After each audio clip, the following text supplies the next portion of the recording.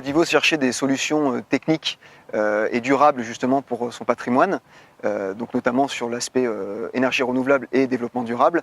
Et en parallèle, Texol cherchait à implanter un projet d'envergure sur un de nos sites, et c'est comme ça que le partenariat a débuté. Les travaux ont démarré en septembre 2012 pour s'achever fin novembre 2015. Choisir Pont-Évêque, c'était pour nous la possibilité d'améliorer le site sans forcément supplanter les installations que nous avions déjà. Le fait d'être sur un site qui permettait d'être modulable et de choisir facilement les installations, ça permet aussi aux équipes de travailler plus sereinement.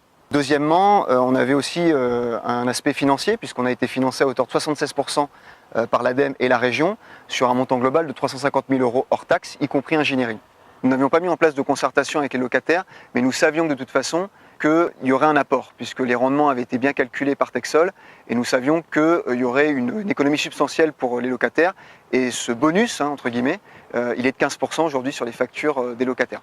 Donc finalement, ce n'est pas un facteur qui a primé, ou deux facteurs, mais vraiment un ensemble de facteurs, une stratégie d'implantation, des aspects techniques, l'aspect développement durable et également l'aspect financier.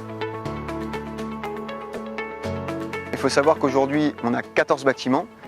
On a des implantations sur 5 toitures terrasses. Ces 5 toitures terrasses permettent d'alimenter en solaire thermique les 426 logements du plan des Ors. Sur le plan des Ors, nous avons une chaufferie et 3 sous-stations. Donc le plus simple pour nous et pour le Texol, qui était notre bureau d'études à l'époque, c'était de partir de l'installation en sous-station et de remonter justement pour liaisonner assez facilement entre les panneaux solaires thermiques et la sous-station. Et ensuite alimenter les 14 bâtiments et donc les 426 logements. On a été très surpris en tant que bailleur social puisque entre janvier 2016 et décembre 2016, nous avons eu des rendements qui étaient complètement maximisés. On a été très étonnés de ces premiers retours positifs qui ont perduré puisque là sur les premiers mois, à partir de janvier 2017, on est également sur des rendements qui sont très satisfaisants pour nous.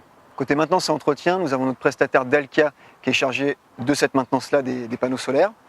Dès lors que nous avons un dysfonctionnement qui est révélé par Texol, qui suit lui-même les rendements et le suivi des installations, Dalkia intervient directement et participe justement à la réparation quand on a des anomalies ou des choses comme ça.